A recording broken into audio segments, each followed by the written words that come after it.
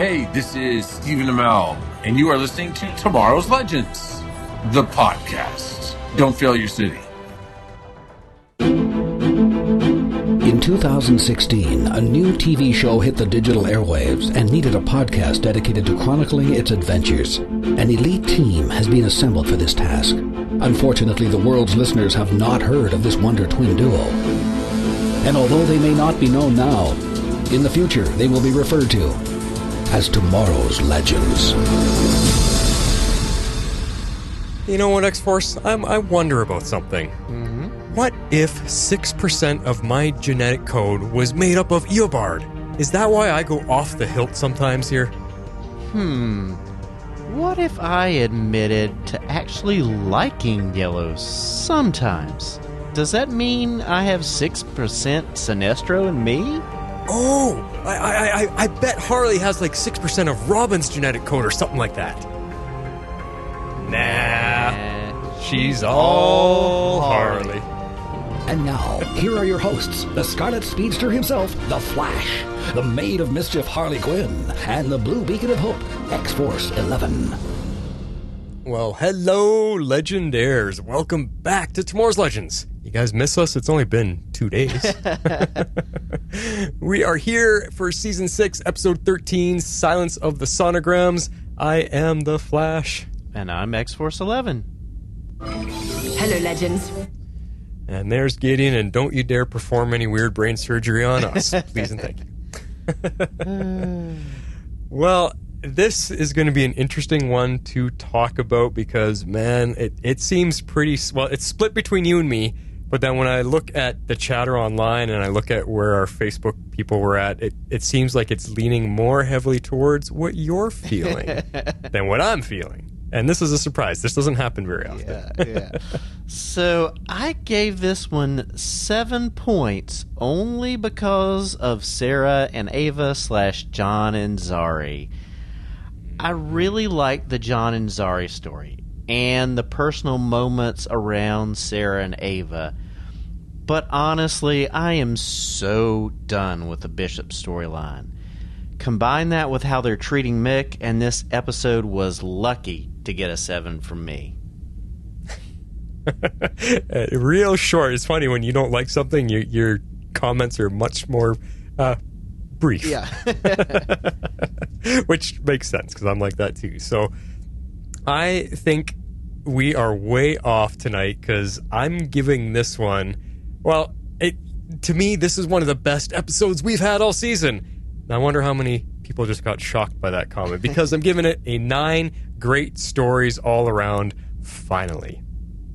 So from what I was saying, like I saw on our Facebook page, I'm the only one that thinks that.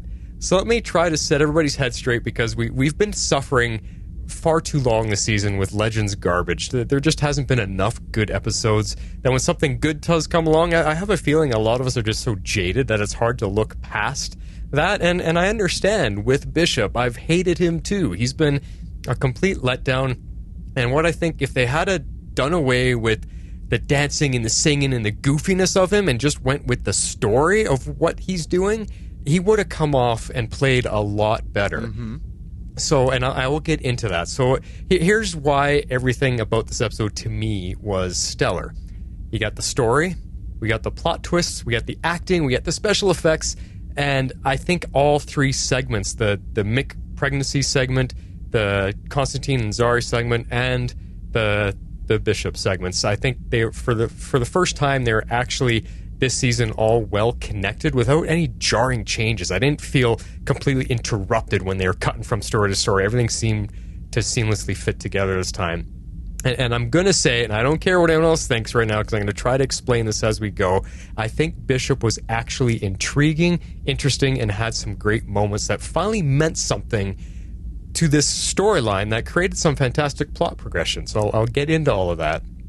I think this is what we should have had all season long instead of those ridiculously stupid episodes we've had, like bowling, like little baby pink aliens, like burger joints that was just disgusting, or cartoon sing-alongs. I mean, this season was full of that kind of garbage that this one I felt was just finally worth watching this season. So there we go. Okay. let's get into it. Our talking points, and I'm going to start playing this. Meanwhile, at the Hall of Justice. There we go. So I kind of broke this down into the 3 sections. I did a Tale of Two Johns that really surrounded his, Zari, Astra, Spooner, that whole group there. Then Ava takes Bishop with Ava, Bishop, Sara, and even just a tad of Nate. And then we've got Pregnancy Mick. So that's Mick and Gary mostly. So you're starting off with your favorite part, and then you're just going to not leave anything left for yourself to enjoy talking about. I don't know. I just didn't move the points around. Okay. But, so, we start this off almost immediately where we left off last episode, and Zari confronts John about the dangerous game that they played last episode, and she wants the truth or they're breaking up. And so I appreciated that she's not going to let him slip by. She's going to take him to task immediately. Yeah, well, I mean, she first tests him when he wakes up, right? And he lies to her face about this hole in his back thing. So now she knows and wants to get the truth before she ends it, like you were saying. Yeah. And I love how tough she is. She's a lot tougher than I would have given her credit for when we first met 2.0. But, man, she's changed and grown so much over this season that actually I don't mind her now. She is not the same annoying diva anymore at all. I agree. And I think it is because, we'll get to it because it's part of my favorite scene, but it's because of her relationship with John, and she is not playing a role anymore, and she's starting to really be herself. And that's why I'm liking her as well, because we're getting an honest portrayal and not this social media front that we got before. So that's why I think we're all liking her better. Mm-hmm. Exactly. So when she wants answers, she goes to Astra first because she figures, okay, magic. She spent some time there, and right. Then Astra points them to Spooner, and this was really cool because we finally get to see it come back that Spooner can't remember anything past the point of the soldiers coming in and attacking in Spain. And so nothing after that. She doesn't remember anything that happened after that. And it takes Astra's magic to counter out John's to find out that, yes, John didn't drink from the fountain and he's been drinking stuff. And so I really like that we finally got back around to John's memory spell that he cast on her.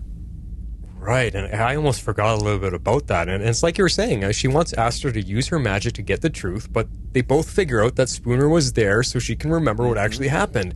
And I loved how cool that looked when they showed us the flashback memory recall thing, the different perspective that we got of that whole fountain scenario. And I was just thinking of it from a filmmaking perspective. I'm like, so they must have had that extra camera back then filming almost B-roll to be able to pull on that, because it's not like they're going to recreate that whole sequence just to shoot it again. So I was like, wow, okay, they had an extra camera perspective so that they could use in this episode. Whether they planned that far ahead or not, I have no idea, but it was just a really, really neat little effect to go into her memories. I love the colors and the look of it. You could tell it was a memory and we were in somebody's head. It wasn't full, HD quality, crystal clear. Just the whole thing really, and that's what I'm talking about. Special effects and everything this episode. They seem to really up the ante in this episode alone for all these little touches. Yeah, I agree. Yeah. And we find out that Zari does a quick check-in and then sneaks the flask, and Astra says, "This is Scarlet Lady. It's highly addictive and it will kill him." It's like, oh no. Yeah, and then coming right after that, the Scarlet Lady, when he's being confronted John says that's the last of it. Because I've been asking, last few weeks I've been asking, is there a limit to this supply? Yeah. Who's that lady that keeps delivering it? Does she keep making more? But to me, that kind of tells us he's at the end of it. So what I'm wondering is if it kills him, if he keeps drinking it, does it kill him? Does it, because it's magic based, does that mean that they know how much will kill him? So there's just that perfect amount of supply that when he takes the last sip, that basically finishes them off. That's what I'm kind of wondering. Yeah, I don't know, because like you would think you would want to keep if you're thinking about it as far as addiction and drugs, you wouldn't want to give them enough to kill them, and you would want to space things out and things like that. But maybe there's another play of, it's, some type of, selling his soul or something else. I just don't know. But yeah, it would. That's right. It would, wouldn't make sense to kill your best customer off. But we just don't know. Yeah, there might be more to it. Exactly.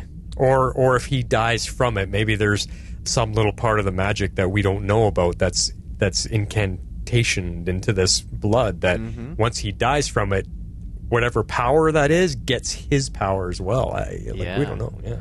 Yeah, I don't know. And we see John and Bad John go at it all episode of going back and forth and talking, and that was just really interesting to see the contrast between the two of them. And what good job on Matt Ryan. Remember a couple episodes ago we were like, his performance for Dark John is really off. This is even his physical, everything was really off. This episode, it wasn't. There was a very distinct split between the two personalities, and he played them both really, really well. Now, I saw in our Facebook talk, people were bringing it up about whether Dark John is actually there or not. Is this in his head? Because it seemed at first that it is all in his head, but I swear, when he started getting tossed around like a ragdoll, I think you've got that point coming up later. First off, that sequence was freaky as hell, like something out of a horror movie like Paranormal Activity or something like that. The way he was being tossed about in the house, it was violent, it was bloody, and it was bad, it was scary. But secondly, I think his darker side somehow eventually manifests itself to be able to interact with him like a ghost can. In these paranormal movies, eventually spirits and ghosts can manifest themselves and physically interact with the environment they're in. So I think that's what happened here, because John got so thrashed about. I mean, it was really intense, and I can't figure out how, if it was all in his head, how he is tossing himself around the room like that and punching himself in the face. It just doesn't make any sense to me. I think somehow that dark version was manifested into real and was actually physically harming John there.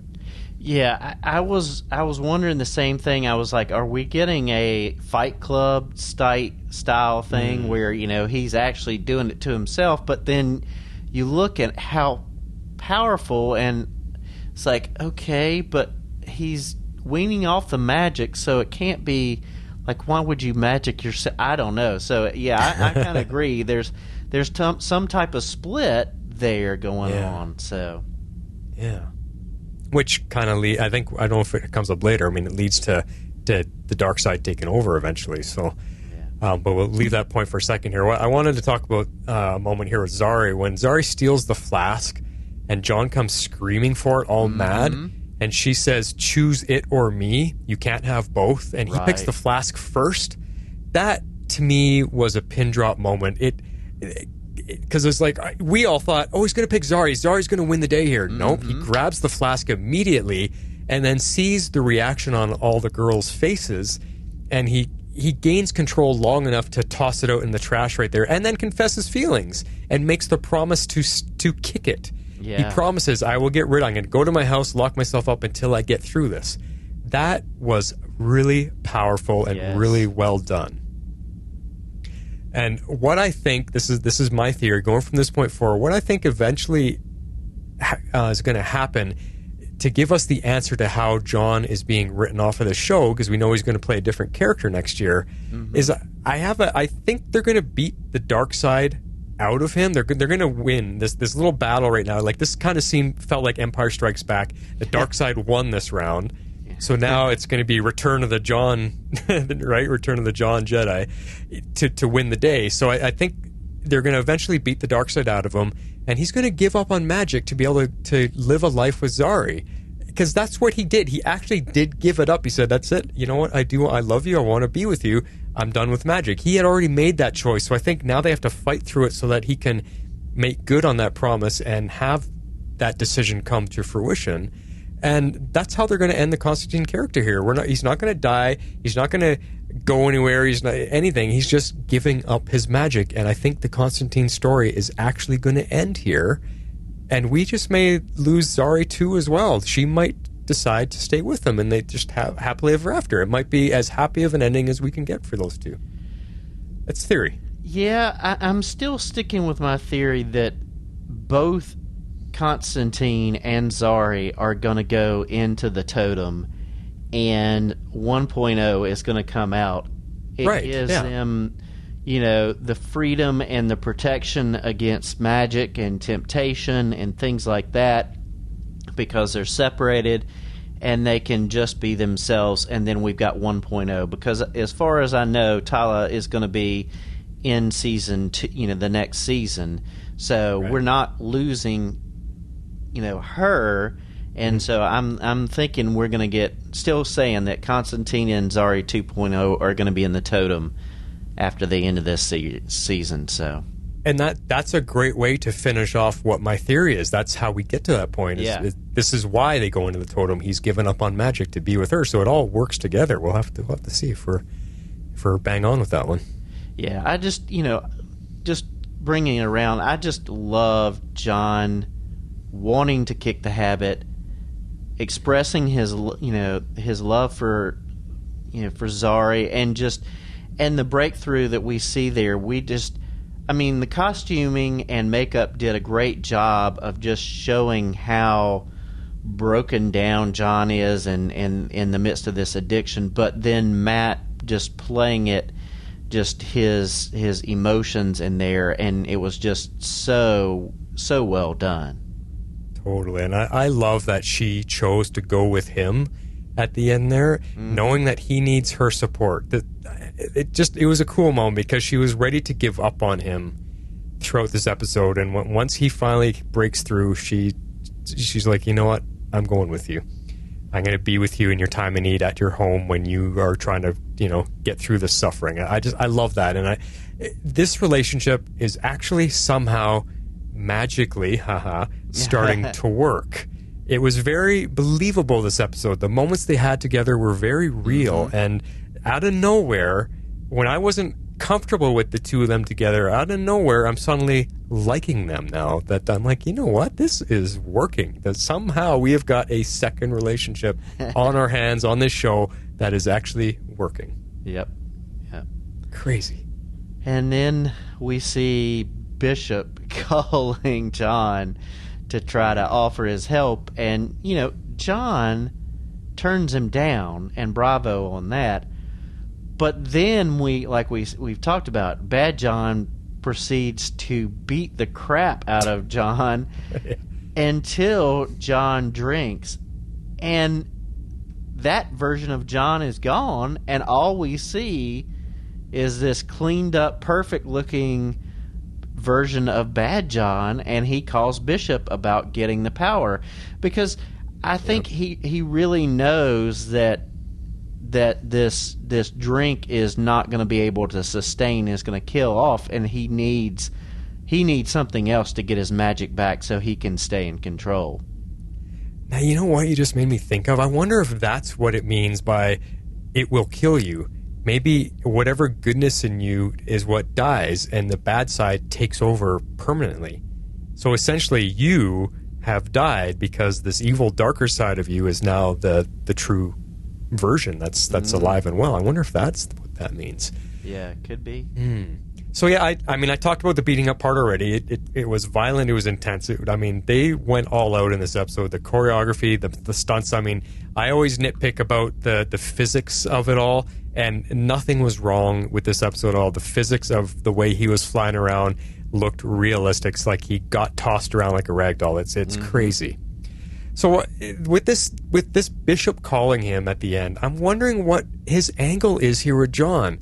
Okay, sure, we know Bishop was looking for the vulnerable one out of the crew to manipulate and get whatever it is Bishop wants.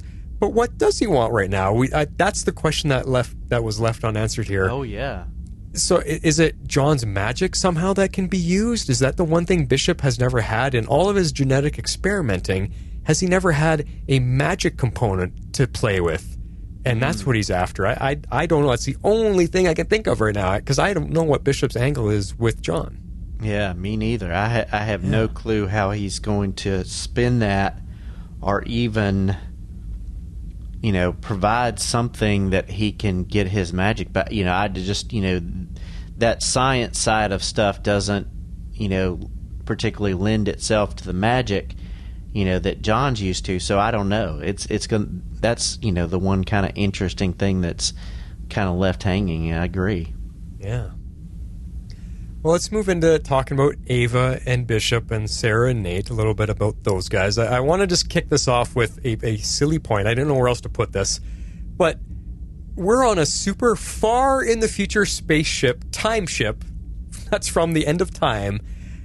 There seems to be a lot of modern-day Mac computers aboard. I mean, that's advertising for you. Holy cow. But I think I spotted 4 Apple symbols on the ship in this episode, and it just looked like... I mean, they didn't even dress it up to make it look like it might be a futuristic type computer. It just looked like an iMac sitting there. I was like, okay. Props department, you let that one slip.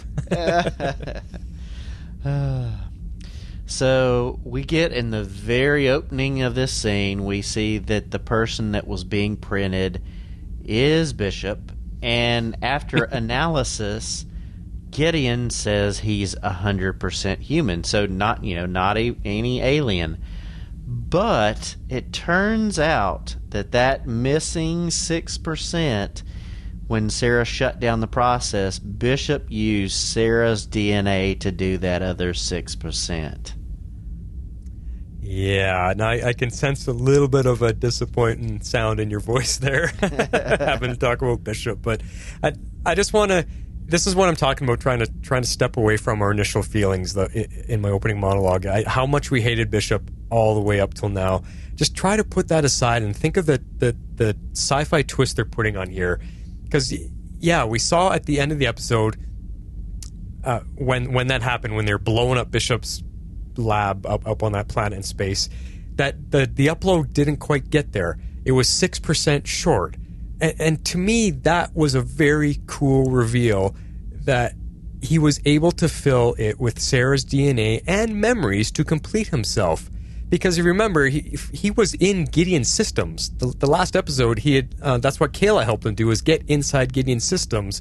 So he now has access to, whatever memories, whatever storage is aboard her, and whatever DNA. I'm sure Gideon has access to all their DNA because of the medical bay and everything. So he has access to all of that stuff. That's how he's able to complete his DNA profile with 6% of Sarah's. And same with him, the fact that he cloned her on his own planet. He probably has a ton of info about her already stored in his own stuff because he had already cloned her. And, I don't really care about the complaints that are out there. Oh, this isn't real science. That can't happen. How can you take 6% of DNA? Like I saw all of that, but look at this type of show we're on. This is nothing that's realistic or anything. So to me, that was just some really damn cool sci-fi science to give us a new twist and put some weight into the situation with Bishop, because we've been just looking at him as this goofball singing and dancing moron with bad hair style and bad choice in clothing. So this just gives him some weight that, holy crap, he can do that. Okay, that's kind of freaky, and that was, like I said, cool sci-fi science for me. Yeah, honestly, his character in this episode was intriguing. The issue is, I think to me, it just feels like a little too late in my mind. Yep.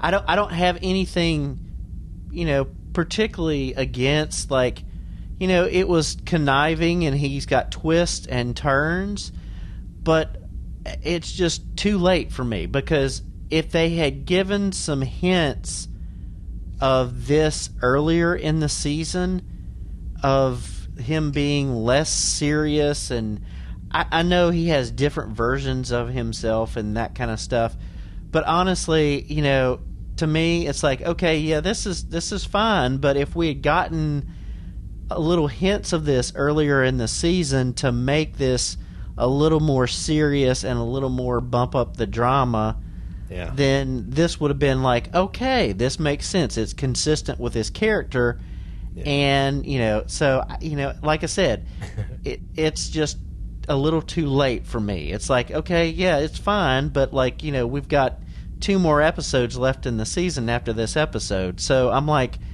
couldn't we seen a little bit better, in the beginning with his character? So anyway, that's moving on. I totally hear you, and that's why I'm saying what I said in the beginning, that they shouldn't have given us so much dancing, singing goofball out of him, because that just didn't allow him to have any credibility as a villain for us to be worried about.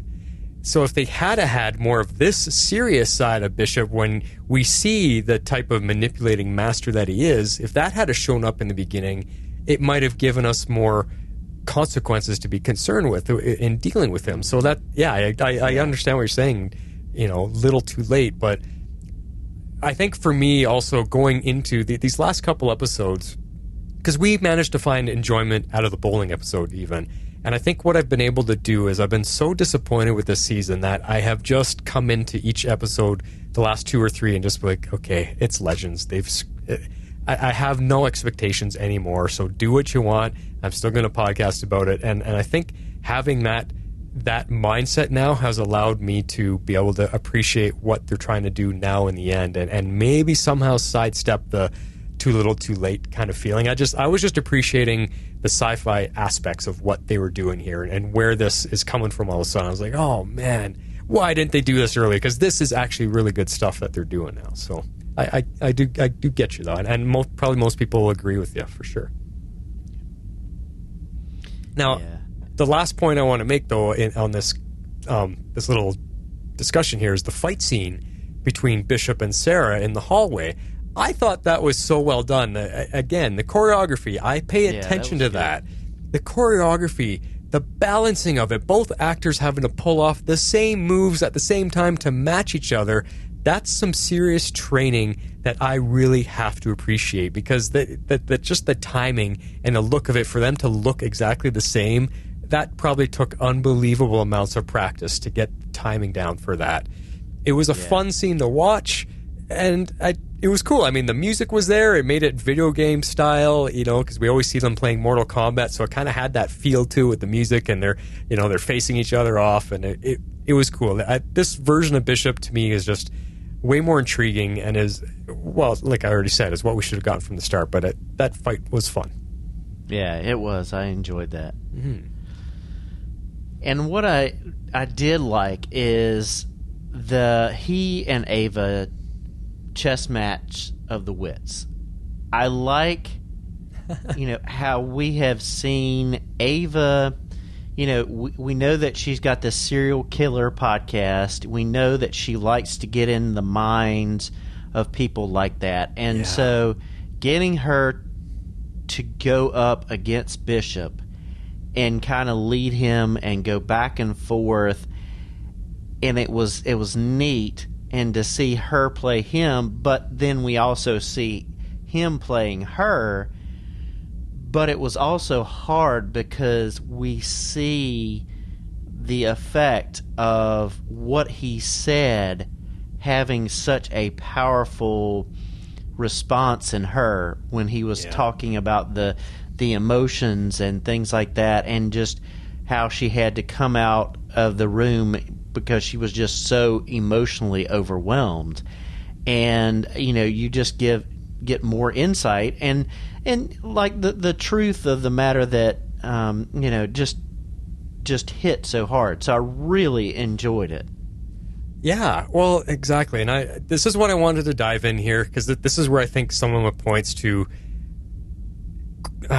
defend Bishop where he's at this point in the storyline. Because I got to thinking here about Bishop.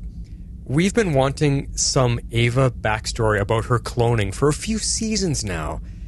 And we're actually getting it here. And why this was so good to me, so well done, is because Ava, you guys have heard me say, she is now my favorite character on this show. I love Ava, and I love Jess McCallan. Her portrayal, she's so much fun. And when she gets to steer away from the fun and be serious, man, she's so good. She's so good at making that switch.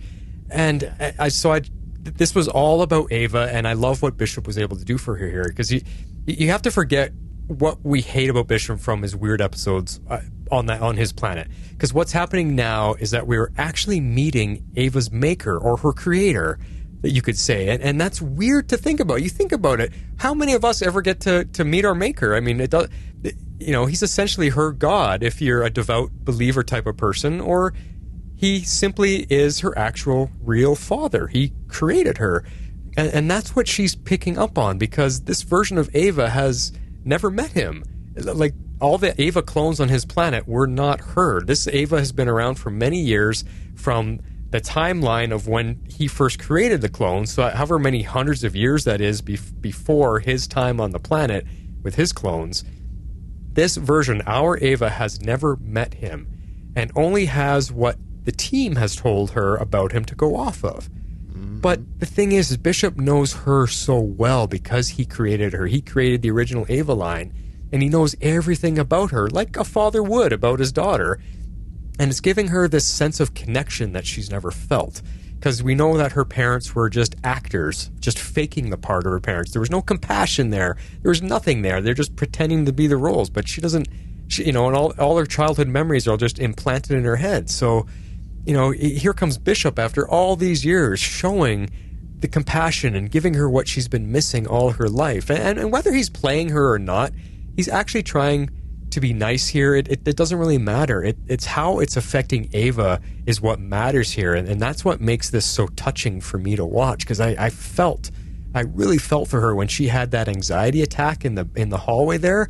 It hit her so unexpectedly. Like she was having trouble breathing. It was the realization of what Bishop is to her, her closest thing to a father, to a connection, to somebody that knows her inside and out. And it connects us, the viewers, to her so much more deeply, because it suddenly just gave us some depth, some huge depth to her cloning story that I know I have been waiting for a long, long time. And just all of this was about Ava. I don't care about the Bishop stuff. This was all about Ava, and Bishop's the one that brought it to us. And that's why I think this was such a good episode for Bishop to be part of, and what he brought to Ava's story. Yeah, and it's that aspect of it, and that's the hard thing, because I like the Ava aspect and not the Bishop. And so I if it was somebody else, I don't know that it make as much difference to me. But it just, like you said, it makes us appreciate Ava more, because I get into my next point that he said he didn't make the clones to love. Yeah. But Ava overcame that. And I like that aspect that, she has this planning nature, this working nature, and she's used that to manage herself so well, but her love for Sara has broken that, and broken that love has kind of broken that some. And so I like that we are getting to see her really feel okay about that love and emotions. And I kind of liked the fact that he helped Ava plan the wedding. And of course Sarah's going to love everything, because he's got this DNA and memory connection. But that was made a lot of it made it better. Right. And like I said, this is a 7 for me. This is nowhere near some of those lower episodes. Yeah. Oh yeah. that in this season, I like the plot development, and I agree, it's plot development we wanted to see from Ava. So I'm happy to get that. And I mean, and it's funny because he created her as Boss Ava, and she's like, I hate that. He goes, yeah, I know, that was a little on the nose. Like, I mean, they had some fun moments together, but what you were saying about Ava overcoming it, that's what's so cool here. Sorry, overcoming it, not overcoming. I don't know what kind of word that is. That's what's so cool here, because the clones are essentially human. They're humans. And think of all our Star Wars listeners out there. Think of the Star Wars Clone Wars and the clones in that story. They all develop individual personalities over time. Sure, they start out the same, but their individual life experiences make them grow differently. So naturally with Ava, she can grow and evolve based on what happens to her. And then when it comes to Sara, she found love and companionship from that and grew from that and was able to learn to love and change from being just Boss Ava. And what I really liked is that surprises Bishop, which is cool because he has this proud dad moment that I thought was heartfelt and not fake at all. It completely took him by surprise that one of his clones that he had made not to be able to love, or he said he reduced a chemical in their brain or something so they don't feel love. Mm-hmm. He tried to stop that from happening, and she still overcame that, and that's what surprised him. And he actually was like, that's actually cool. I'm happy for you. Let me help you with your wedding. It's all good stuff. Yeah, and I'm going to bring this up too. You bring the Star Wars aspect of it in, and I'm going to bring in the Orphan Black aspect of that because I saw the series, and I'm doing a weekly rewatch of the series, and you've got all of these, these people who were cloned, same genetic code, and they are vastly different. And, it's them because of the environments that they were brought up in, and yet, they're out there and they're connecting with each other and seeing how much they are alike too. So, I think a lot of it has to do with the environment that they were brought up in and the people they were around. So I think Ava being around Rip and being around the Legends, it is changing who she is and helping her really find herself. Exactly. Yep. I'm with you there too. Now for the wedding choices, I thought that was also cool how it all came together, because Ava had no idea what Bishop was doing, but when Sara was accepting so readily, because Bishop's making her choose all these different things, and she's like, I don't know if this is going to be good or not. But then Sara was so accepting so readily and just loved it. And then we saw Ava have that light bulb flick on moment, which was awesome. And we got the big reveal of what Bishop actually did. I mean, think about it. And this is just my science way of trying to go about it. We use 10% of our brains for actual living, like our conscious awakeness. Everyone's heard that thing. We use 10% of our brains. I think where people make a mistake is we only use 10% of our brain fully all the time. That's what that makes it. It's not. It's 10% of our conscious brain, because the rest of the 90% is our brain doing all of its automated human survival functions. We don't have to consciously think about doing all that. Our body does it for us. So that 10% is our consciousness, what we are deciding to use and do. So if he took 6% of that 10%, then he also got a lot of who Sara is. Plus, like I said, he had all of his own download memories from her cloning, and he was part of Guinea Ship. So I think all of that comes together, put together, makes sense to me on why he could know her so well and know these things. And I'm just trying to find ways to explain, away all the complaints, because I saw a lot of people going, how does that work? It doesn't make any sense. But I just thought it was an awesome moment when Ava had the lights come on, basically, and she's like, oh. And that's what led to the 6% of Sara's DNA. I thought, this is cool. This is just all really fun sci-fi story writing, which we haven't had a lot of in Legends this season. Just really, really good sci-fi stuff. So, yeah.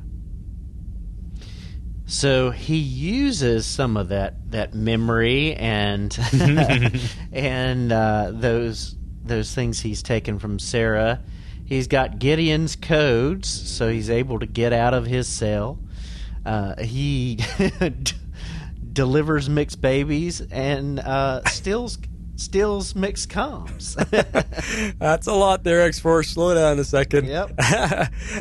To me, that was a great villain moment, stealing the codes and taking over Gideon. I mean, Gideon even calls him Captain. Now, that makes him a sudden threat. He has not felt threatening before. Now this suddenly gave him a threatening edge to him. Like, he's just able to just sit there and bide his time in the cell, and once he's gotten enough of what he needs, he just starts giving all the right commands, and boom, he takes over Gideon. He's like, yes, Captain, whatever you need. And that, to me, was... That's freaky when that suddenly changes course and Gideon is now under the command of somebody else.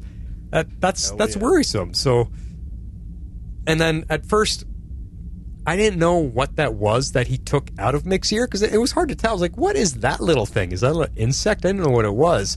Because I thought Bishop was after the babies for some reason. Oh, me too. But we do find out it was the earpiece. But you have to give it to Bishop here that we kind of have to thank him for saving Mick, because if he didn't get in there and help Mick out, Mick may not have survived all of that. So, even if it was to get Sara to trust him a little bit more so that he could manipulate and get a bit of freedom to do what he really needs to do, he did still step in and save Mick, and he genuinely looked like he cared. Like, there's moments here where he's manipulating him, and then there's moments where no, he's been saying things like, I haven't had a family for so long, I forgot what it's like to have friends, and he's doing these little bits to try to to make attempts at showing that he's remembering about those things. I don't know. So we have him to thank for Mick, really. Yeah, and at first I thought it was he's tried alien human hybridization, and so he's wanting them because he's going to look at the DNA and work it that way. But in the end, that's not what it was. But he is playing the legends, all of them in some way, little bitty ways. He's testing to find out who's the weakest and who he can use the most. And this is where I started to appreciate him more as a villain. I couldn't see it along with everybody else on his planet and being all weird and stupid. I could not see the villain thing. Even in the very beginning of this episode when Nate calls him a psycho supervillain, I was like, nope, he is not. We do not accept him as that. But here, he's able to manipulate the entire team, all of them. And he gives us the answers to why. He's been alive for eons. As he said, he lost count of how many times he's cloned himself after 200 times. And each time he's done that, he's added to it with improvements. Now just think about that. If he can't even remember how many times he's cloned himself and how many times he has improved upon himself and evolved or whatever, that to me makes him worthy of bad guy status. I just imagine the experience of eons of lifetimes. He can read people. He can pick them apart. He's evolved way beyond us in knowledge of people and how they behave and social manners, all of that stuff. If he's got eons of lifetimes and hundreds of versions of himself to learn from all that, that to me is just like, whoa, okay. That's worthy villainous right there for sure, because you just can't even fathom someone having that capability.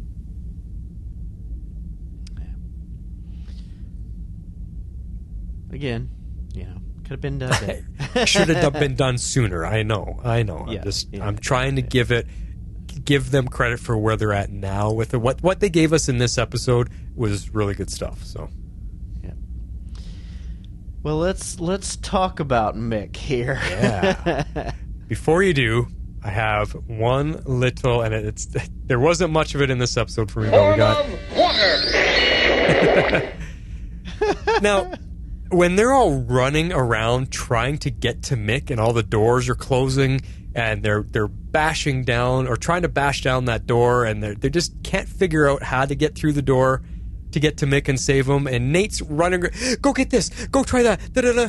Why, oh why, doesn't Nate just steal up and use his strength to bust through the door in that moment? I know. It's like, come on. He's going to reboot Gideon instead of opening the door as Steel. Oh, come on. I know. That was the worst part for me. So Mick is in labor, and this is, wow, alien labor and delivery, much different. So Gary says it at least lasts 2 weeks, and the babies typically exit from a neck hole, but for Mick it's going to be an ear delivery. I was like, oh. As soon as I heard that, I was like, oh boy, that's going to be hard to watch.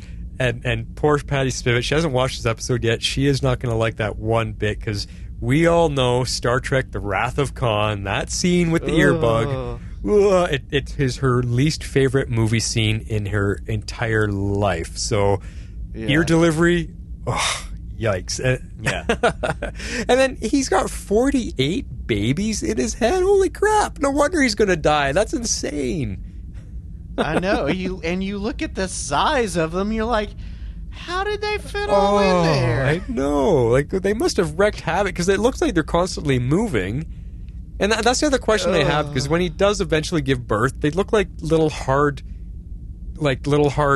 cocoons or something. I'm like, well, why were they moving in his head? It doesn't look like they're moving at all once they were born.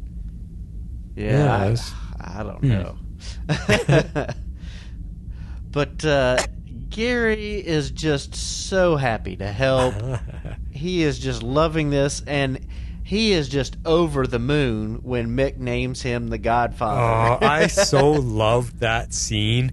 I mean, Mick was upset that he's going to be a single dad to 48 kids, and he asks for Gary's help, and Gary's just loving helping him. But then when Mick does say, "Oh, and you're you can be the Godfather," he wasn't looking at Gary when he said that, and Gary's just jumping for joy in the other room there.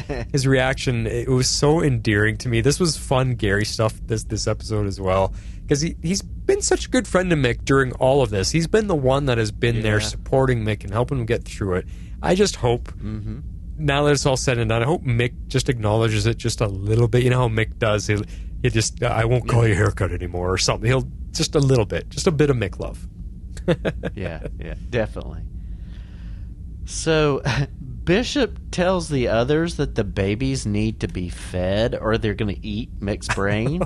And so he gives a smoothie recipe, but we find out it's really to induce labor. Oh, that scene was also hilarious. When Sara was pouring the goop into his ear, and he's like, ugh, it's relaxing him. It's probably like ear candling or something. It just, I was laughing because they're using a funnel and pouring goop into his head, and then she drinks it after. Oh, gross! What? I know. But here, I got a question out of this though.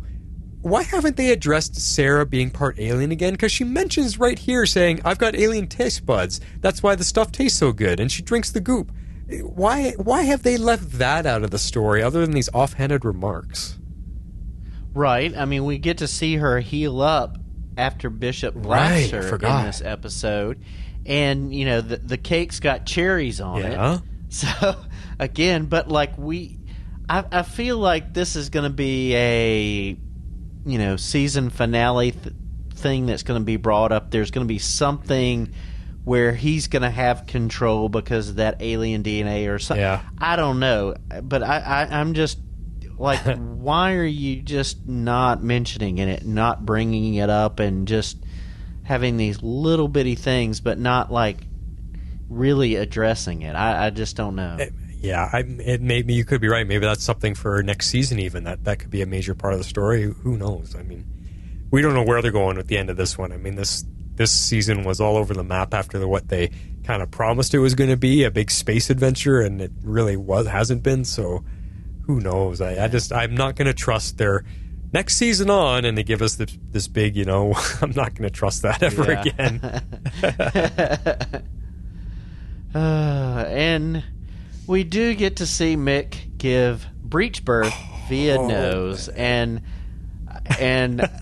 this was painful to look at, but I didn't particularly like the CGI. You think differently. This is where I think we differ the most, because I saw your comment. I'm like, no way. I thought it was fantastic. If you think about the budget that this show has, and they made it look like that, it reminded me. I don't know how many of you out there saw the original Total Recall with Arnold Schwarzenegger. Oh, yeah.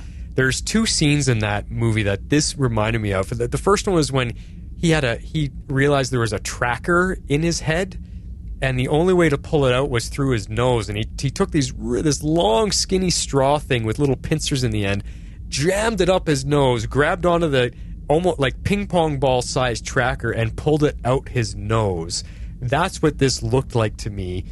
And then with Mick's eyes, one eye popping out of his head, and it reminded me of the other scene in Total Recall when the two characters, they slid out one of the air ducts and landed on the surface of Mars, and because there's no oxygen up there, they were slowly convulsing and dying to death, and their eyes were popping out of their head and all that. It reminded me of that as well. So, I mean, back then, what was Total Recall, 94 or something like that, or 96? Yeah, somewhere back there. When you look at it now, those effects don't look as good, but back then it was like state-of-the-art. Oh, that was amazing. And I thought this scene here, it was so similar, but they did it way better. I thought it looked, it had a bit of a not cheesy, but lower budget element to it, but for what Legends has and how crappy we've seen some of the stuff before, I thought it looked really good. I thought they did a much better job than even Total Recall did. But like you said, awesomely painful. Like I was having trouble. I was looking at it, but I was turned my head sideways and looking through squinted eyes like, oh, this hurts. It was so painful to watch, but so goofy and so much fun. And I loved the whole thing. I just felt poor Mick, because that was an unbelievable, crazy time that we just watched. And then to think about it, he had to do it 48 times, pushing those things out of his. And there was the one scene where he pushed one out of each nostril and just went pop, pop. I was like, oh, he's going to need a nose job, some plastic surgery after that, I think. Yeah, Gideon's gonna have to do some major work. It was one of those squeamish things, or we're just writhing in our seat, going, "No, my gosh, that hurts." When you feel it yourself. So I got a question though. What is next for the babies? We saw them all in this birthing tray, and like I said, they just look like little cocoons or something. So how long are they going to be in that form? Do we see them hatch? Because I didn't think they were going to... I thought they were crawling around in his head, so now that they're out, do they break out of these little cocoons, or what is that? I don't know. And then, are they going to... Because it's Mick and Kayla, human and alien, are they going to be hybrids? Is there going to be a mix of their genetics, or is Mick just like a surrogate carrier? Yeah. I don't know. I think it would be interesting if they were true hybrids, and that their life cycle would be kind of accelerated to grow up. That would make sense to me, being on that world where they develop faster, so that because of predators and whatever. But I just don't know, and I kind of feel like they're not going to be hybrids. They're just going to be all like Kayla species, but I just don't know. But I would like them to be hybrids, but I don't know. That would be cool. And what are they going to look like and everything? Yeah, it'll be cool once we see it. And they're small too. I didn't think they'd be that tiny, but because when Kayla is in Kayla form, she's huge. So I was kind of surprised they were that small, but. Yeah, so we'll see. We'll see. Well, there you go, guys. That brings us to our favorite scenes for this episode. Shape out an eagle! Now, knowing the comments of everybody, they may not want to even listen to my favorite scene. I'm calling it Ava's Dilemma. And I love this scene because it's when Bishop is trying to help Ava figure out who she is so she can plan the wedding. And we get a lot of information between the two. We get the speed round, which I just thought was funny. Her answers were hilarious, and it's Jess McCallan just delivering the lines beautifully. But then she starts to ask questions, and he fills her in with some history on it. I love it. This was all the Ava stuff. So here's that clip. I spy with my little eye a wedding binder. Oh, it's thorough. Yes, I've heard that. Sarah put me in charge because usually I'm the decisive one, and I can't seem to choose a single thing. Okay, let's start simple. What's the coolest wedding you've ever been to, huh? What kind of vibe we talking? I've never actually been to a wedding. Yeah, I was sort of known as the party pooper at the time bureau, so... Hey, look, it's tough being the boss. I know, thank you. Now, look, you're just putting too much pressure on yourself. Just go with your gut. I can't. I don't... What if I choose something weird? Who cares? Speed round. What's your favorite flower? Is cactus a flower? Color. Gray. Appetizer? See, this is the thing about appetizers. I don't understand why people have to eat before they eat. Okay, so the ceremony will be unconventional, but it's all you. Admit it. I'm weird. Why the hell did you have to make me so weird? Look, first off, I didn't make you. Yes, I designed you. And everything you've done in your life, that's your accomplishment, not mine. And you not knowing whether you want a vegan cake or not doesn't matter. I'm gonna take that back. Vegan cakes are disgusting. Well, thank you for trying to help. I really appreciate it. Hey, don't forget, I'm a clone too. A clone of a clone of a clone of a clone. So how many times? Well, I lost track somewhere around my 200th reiteration. 200th? And every one of them was different. You know me. I like to tinker. So, how exactly is this you different from the you Sarah knew? Good question. There you go. It's good stuff for Ava. Just really good Ava stuff. I love it. So I called mine Magic Love, and this is the scene between Zari and John near the end of the episode. So let's take a listen. So I guess this is it then, right? End of the bloody road. Exorcist, demonologist, master of bloody bull. Squat. John? Yeah. Listen to me. Hey, I know it doesn't feel like it at this moment, but this could be a new beginning. You know, I meant what I told you when I said I loved you. And because I do, I've got to end this. I've got to John, end... that doesn't fix anything. Look, you deserve someone who is bloody fantastic, all right? Not some pathetic has-been, honestly. I have spent my whole life trying to be somebody for everyone else. When I'm with you, I can just be myself. That is the greatest gift. I love you. Not your magic. You. Hey, I'm not an idiot. You have told me so many lies. I need the truth. The truth. The truth is, I don't know. I don't know who I am without my cheek. I don't know how the hell I'm gonna get through this. I mean, I want to. But if you still have me after everything that I have put you through, then I want to do it with you.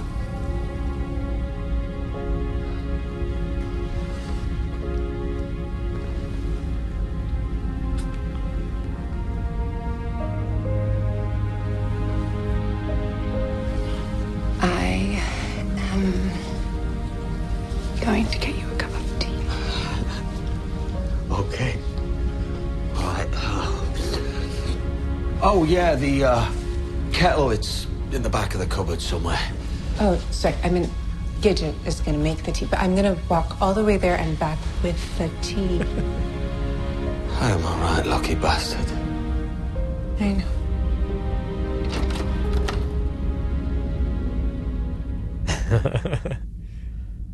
Yeah, I mean, I just really appreciate that she is just really being honest with him and sharing how she feels and being open, but being with clear eyes and seeing that, it's going to take work. And, I just hate that that love is just not strong enough to save him outright. Yeah, it's just hard because you see how much she sacrificed to really show that and how different she is. So, yeah. See, and I'm so torn on your last point there because I feel you. I feel exactly the same. It is hard to watch that it isn't enough. But I also started thinking, haven't we had enough love conquers all storylines? So many people complain about tropes, and I don't usually care about tropes, but that to me seems like one of them. But I kind of like that it isn't strong enough because his addiction runs too deep and his soul has been sold long ago, that I kind of think it would be a little too cheesy if she saved him from being his first true love. And this, if that's the reason why she can save him, I think this is a much more worthy Constantine story now, the fact that the love can't save the day and he's got to battle through this. Yeah, I don't know. I could see a way that they could work through it without, being cheesy. But, I'm interested to see how they work it out. And see, that's, to me, this season when we've really dealt with Constantine has been the things that I've connected to and this love story. And so the last 10 minutes of this episode is what I really liked because of just the depth there and wanting to see more of that. And so I think it's that connection. So, granted, I would like to see them work it out in a different way, but I am interested to see how they're going to work it out within the context of what we know now. And I mean, love, I think, will conquer all in the end anyway. She's going to be there with him to fight this battle. So I think, like I said, go back to our combined prediction that this is what's going to happen with them. But you just made me think of something there, X-Force. Do we have to be a little concerned about you? You just said this stuff with Constantine is what I really connect to. Are you like some dark sorcerer we should be concerned about? No, by no means. I just think I'm connecting to it because a lot of the humor that has been in Legends is not stuff that I connect to. So I'm connecting to the emotions and the writing and the love story, not the darkness of that kind of stuff. It's just it's written well. So yeah, for sure. Yeah, the Legends humor is so hit and miss. Like I love, like I've said 100 times, I love situational humor. I don't like forced joke humor, and I don't like completely stupid goofball humor. That to me isn't funny. So if it's just naturally part of the scene and it happens to be funny, that's good. And Legends can do that so well sometimes, and sometimes don't. Y'all's review the other summer of season 2 was just highlighted that. So yeah. yeah, exactly. Well, good stuff, guys. Now, to remind everybody about our Patreon support, this is what you got to do. If you'd like to support our podcast, you can do so at our Patreon page at www.patreon.com/tomorrowslegends. Yeah, and with some of what that support goes to, I'm drinking throat coat tea tonight because we've been talking so much, my voice box is getting worn out. So, yeah, much appreciated, guys. All right, it is time for feedback. If you don't dial in, we'll cry like a violin. Feedback. All right, we're going to kick it off with an email from Perry White, and he says, "Hey, Flash and X-Force 11. Perry White here with feedback for Legends of Tomorrow, episode Silence of the Sonograms. And I have to say, If you dropped me in the ocean during a lightning storm, surrounded by electric stingrays and plugged in toasters, I could not be more shocked. The writers figured out a way to make Bishop interesting and intriguing. What? I'm not alone. I'm not alone. All right, let's see what else Carrie has to say here. And they accomplished this magnificent feat the only way they could, by injecting this charisma-less character with Sara Lance DNA. Because Sara is like bacon. She makes everything better. Now, I don't want to get bogged down into how just 6% of Sara Lance DNA could turn Bishop into a brilliant fighter. I mean, even if he were able to hijack all of her memories and experience like he's done when he's rebooted himself before, or when he created half-alien, half-human Sara, I just can't imagine that doing so would give Weenie Bishop the advantage over Sara, but I digress. Well, and also think that he's eons old, so he may have just trained in every martial art possible too, and maybe there's some experience there. I don't know, but I tried my best to explain that. What I do believe is most interesting and ripe for storytelling about Bishop having Sara's DNA, memories, experiences is not in his physical feats. I think what's most intriguing is how Bishop can use Sara's memories and experiences to tear down the team mentally and emotionally, just like he did in this episode with Ava to be able to get to Mick to reach his objective. I think we often forget about Sara's training with the League of Assassins. Much of that training had to do with physical training in the ways of martial arts. However, in my opinion, the League of Assassins was more than just about using brute force. Ra's al Ghul is a brilliant tactician and mastermind, and many of the things the League teaches to its best recruits, and Sara is certainly one of them, is how to pinpoint weaknesses, exploit it, and use it to your gain. As slimy as Bishop was, and now armed with Sara's vast training, both physical and mental, Bishop is finally a villain worthy of the mantle. And hell yeah, I'm shocked as hell that the writers have me waiting in anticipation for what's next with him. I'm with you, Perry, don't worry. It's you and me, we're just going to have to go hand in hand into the, through the curtains for this one. Now, you take strategic, cunning Bishop and you pair him with an unhinged and beastly Constantine, you have a duo of antagonists that are full of charisma and intrigue, are incredibly capable, and totally unpredictable. I just wish we could have gotten to this status quo a number of episodes ago. Yep. Exactly what we were saying. I love so much about this episode, from the team up with Spoons, Astra and Zari, to that brutal fight between Constantine and Beast Constantine, to the interrogation scene with Ava and Bishop. It was freaking great.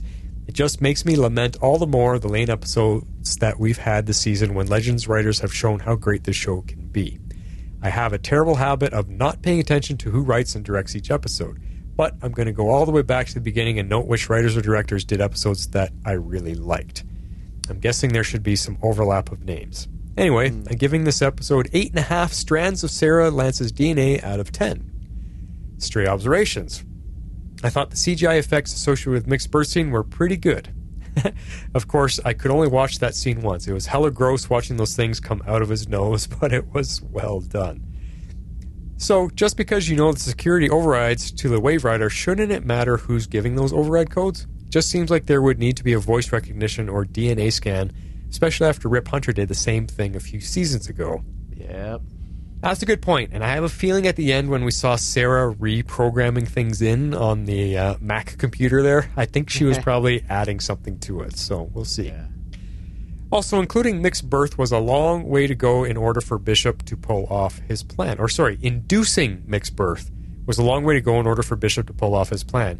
Getting Mick's earpiece, but it just goes along with how cunning he can be with a little bit of Sara Lance's savvy coursing through his veins. And eons of life experience, don't forget that. Well, I'm certainly excited about where this thing is going to go next. I certainly didn't think I'd feel this way going into this most recent episode. I know, guys, I am shocked. This has been Perry White, making a habit of meeting deadlines. Great Caesar's Ghost. I'm shocked too, but I'm with you, man. Totally with you. Next up, voicemail from Dreamweaver. Hello, Legendaires. Dreamweaver here with feedback for Legends Season 6, Episode 13, Silence of the Sonograms.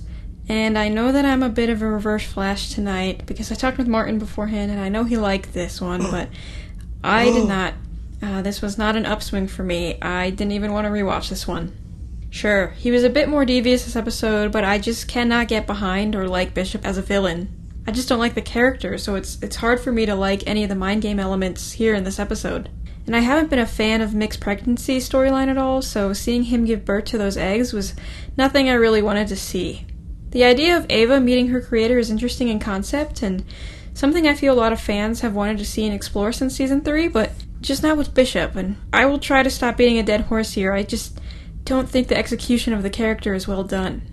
Him having a percentage of Sarah's DNA is a little creepy, and Carrie pointed out that he probably had a backup of Sarah's memories too and has those, but that doesn't automatically make you a trained fighter and be able to mirror moves here. It does give him a bunch of time travel knowledge, though, and knowledge on all of the legends, so he knows how to manipulate them more or less, like with John. At least there's some traction here going into the final two. The only thing I really liked about this episode was all the things between Sarah and Ava. Ava's more or less panic attack on confronting that she never really had a family and all of her fears of not being able to love hers, and the ever-steady Captain Lance with the wise words and reassurances. Practically the only thing I liked. While Constantine teaming up with Bishop is a nice twist, I'm really not into the magic addiction storyline either. Maybe if it had been in a different season, but he kind of overtook the plot again. It's damaging a lot of the work and growth we've seen in him over the course of the show. I just really can't believe this is how they're setting off the characters of Mick and Constantine. There's still a couple of episodes to see what goes on with them, but an alien pregnancy, well, he's already a father to Lita, and there was so much to explore there, and that's just kind of gone right now. And Constantine's growth being so reductive. Now I know no human's path and growth is linear in real life, but for this to be Constantine's final storyline feels a bit like a slap in the face. I don't know, that's just my feelings. I like the dark stuff, I really do, but it could have been more interesting to explore this dual nature with another character. Alright, that's all for this week. Until next time, your friend Dreamweaver. Yep. Yeah. Feeling some of my vibes there, so, yep, I hear you. Well, I got two things, Dreamweaver. Number one, this is the first time since you've been with us that you and me have been at opposite ends of something. We have been peas in a pod through all the shows, so this is hurting my feelings. So that's all right. I'm hoping that maybe listening to what I had to say about the parts you didn't like maybe gives you a little bit of recourse to appreciate it a little bit more. I don't know. But anyway, thank you as always for your thoughts. Next up is Daryl Washington. Bishop has no right to sing the words of rock god David Bowie. At least he recognized Ava's magnificence. That's something. He also knows how to properly pronounce Ibiza. And he's a Lou Reed fan. Yeah, I did like that Lou Reed song that they pulled for the dance, so I like that one. I have zero interest in any Constantine Zari 2.0 drama. Ooh. Ava is so me. I skip the appetizers too. Personal note, I do too, so I can have dessert. But anyway, there you go. Easily the highlight of the episode is Sara talking about how great Ava is. Yeah. Gideon calling Bishop Captain is every kind of wrong you can imagine. I realized something while Mick was in labor. Where did Kayla go? Yeah, I mean, we got back to Earth. She got her ship, I guess, and then is gone. We hadn't seen her. You're right, because she just kind of examines Mick's head and then she's gone. Yeah. Final scene with Constantine is giving me total Fight Club vibes. Yep. I agree. Good thoughts, Daryl. Good thoughts, everybody. Well, like X4 said, there's 2 episodes left, so you guys want to get in on the bandwagon that is known as the Waverider? Join us. This is what you got to do. If you would like to be a part of the show, you can send in your feedback to tomorrow's legends podcast at gmail.com. You can also reach us on Twitter at Tomorrow's Legends.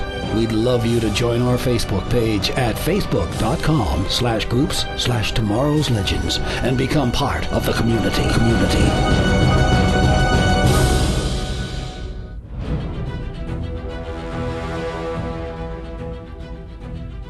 And there we have it.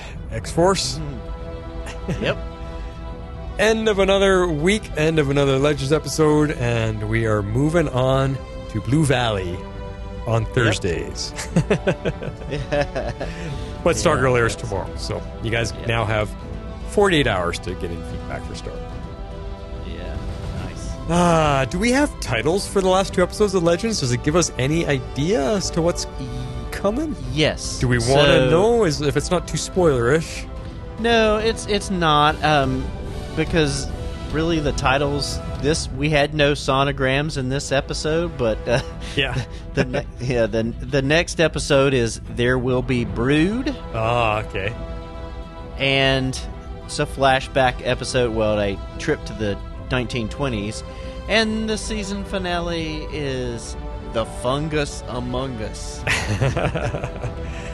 Cool. Well, obviously next week maybe the babies hatch or whatever's going on with them, so yeah. Awesome. Well, everybody have yourselves a good rest of your week. That's all I got for you. This is The Flash signing off. This is X-Force 11, so say we all. Tomorrow's Legends is not affiliated with CBS, Warner Brothers, or the CW. We're a fan-made podcast for entertainment purposes only and are part of the Cybercast Network.